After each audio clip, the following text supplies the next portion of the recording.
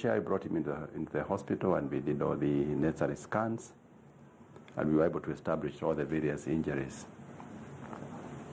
The difficult bit was now it was getting dark, and there was the media there, and they expected us to explain to them in detail what had happened. The difficult bit actually was the flight to England, because here we are here with a very important client who is injured, and we have to travel with him to England, and we didn't have our own control. You know, when you're not the president, you can't say how to travel. So we are traveling as lay people.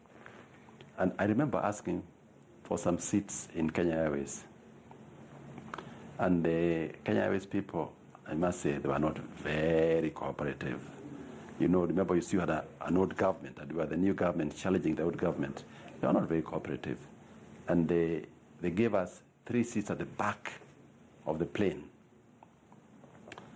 And I remember Honorable Raila Odinga, who was with us in that movement, I said, no, we cannot put our president in the back of the plane.